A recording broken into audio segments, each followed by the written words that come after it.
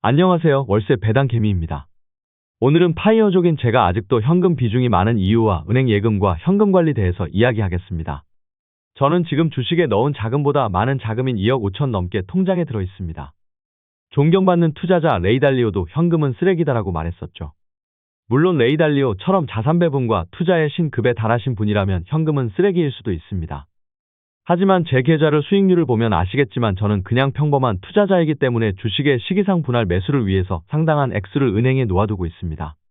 투자 시기가 분산되면 최저점에 주식을 살 수도 없겠지만 최고점에 사고 나서 MDD 최대 하락폭이 너무 커져 멘탈의 손상과 계좌의 손해를 많이 보는 것도 피할 수가 있습니다.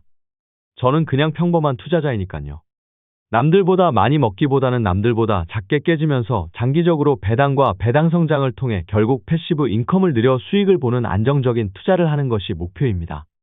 단기적으로는 질 수는 있어도 장기적으로는 승리하는 투자자가 될 것입니다. 거기다가 장기적으로 버틸 수 있게 도와주는 배당이 있습니다. 부수효과로 주식에 100% 들어있다면 만약 주가가 내릴 때마다 짜증이 나겠지만 현금 비중이 있다면 싸게 살 수 있는 기회도 동시에 오기 때문에 마음의 평안도 가질 수 있습니다. 파이어 하기 전에는 사실 일도 바쁘고 남는 시간은 놀기에 바쁘다 보니 투자에 대해서 크게 공부를 하지 않았습니다. 그래서 주식 투자에 확신이 안 생겨서 100% 주식으로 채우지 못했습니다. 투자 공부도 잘 되어 있고 종목과 시기에 확신이 생기신 분들은 주식에 올인해도 괜찮다고 생각합니다. 파이어 이후에는 저도 시간이 많다 보니 투자에 대한 책도 많이 보고 유튜브와 인터넷을 통해 공부를 많이 하고 있습니다. 아는 만큼 보인다고 하죠? 배당주 공부도 파면 팔수록 재미있는 것들이 많이 보입니다. 조금씩 투자에 자신감이 생기고 있지만 이때가 더 조심해야 할 시기입니다. 중위험 중수익을 추구하는 저에게는 분할 투자를 하는 것이 답인 것 같습니다. 은행금리는 장기적으로 하락할 것이고 그에 따라 저희 예금도 배당주로 이동할 것으로 보입니다. 어쩌면 지금은 현금 자산을 배당주로 옮기고 있는 과도기라고 볼 수 있습니다. 특히 최근에는 미국 배당 ETF 슈드와 제피를 알아본 후 확신이 생겨 한 번에 많이 사고 싶지만 다들 아시다시피 환율 레벨이 20년 평균보다 높은 상태여서 환율 이슈로 인해 최대한 분할해서 매수 중입니다. 제가 슈드와 제피를 사는 금액이 환율이나 여러 가지를 고려해서 최저점은 아닐지 몰라도 최고점에서 사지는 않을 테고 좋은 ETF를 장기간 투자하여 시간의 힘을 빌려 결국 승리하는 투자자가 될 것입니다. 이제 본론으로 들어가서 예금 이야기를 해보겠습니다. 먼저 예금을 안전하게 잘 들기 위해서는 첫째 예금 보호가 되는 한도인 5천만 원 내에서 들어야 됩니다. 예금보험공사가 예금자 1인당 보호금융상품의 원금과 소정의 이자를 합하여 최고 5천만 원까지 보호합니다. 은행이 쉽게 망할 리는 없겠지만 희박한 확률이라도 5천만 원 이상 넣어서 괜한 리스크를 질 필요가 없습니다.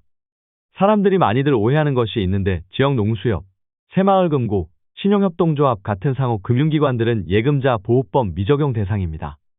중앙회 자체기금에 의해 각 조합별로 출자금을 제외한 5천만 원까지 보호되는 것이지 정말 만약에 사태로 인해 중앙회 자체기금까지 위기가 온다면 더 이상 예금자 보호가 안 됩니다. 그래서 저는 상호 금융기관에는 통장조차 만들지 않았습니다.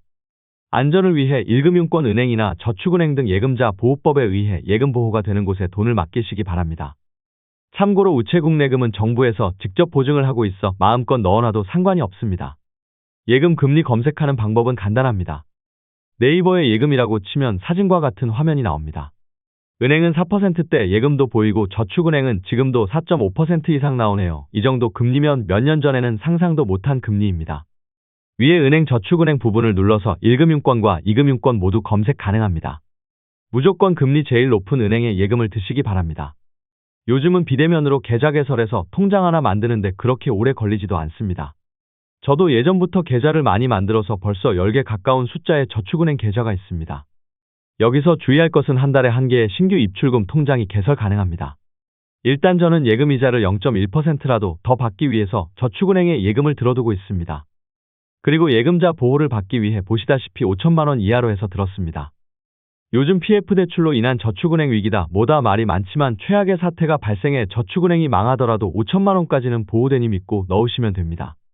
다음은 파킹 통장에 대해서 이야기해보겠습니다. 특히 파이어족들은 배당이 들어오는 주기가 1년, 반기, 분기, 매월 등 다양하기 때문에 일반 직장인들처럼 매월 일정한 금액이 들어오는 것이 아니라서 적어도 몇 개월치 생활비와 비상금은 언제든 입출금이 가능한 파킹 통장에 두어야 합니다. 보통 저축은행과 CMA에서 높은 금리를 주며 CMA 금리는 네이버에서 검색 가능합니다. 미래에셋이 3.55로 높습니다. 은행 파킹 통장은 보통 예금 금리를 많이 주는 은행의 파킹 통장 금리가 높은 경우가 많습니다. 그래서 예금 금리 많이 주는 은행 몇 곳의 사이트에 들어가서 확인 후 비교해 보면 됩니다.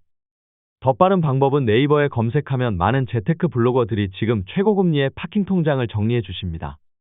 파킹 통장은 금액 구간별 금리가 차등이 있으니 주의 바랍니다. 2023년 6월 지금 제일 높은 곳은 5천만 원 이하는 페퍼 저축은행으로 3.8%이며 매분기 이자를 지급합니다.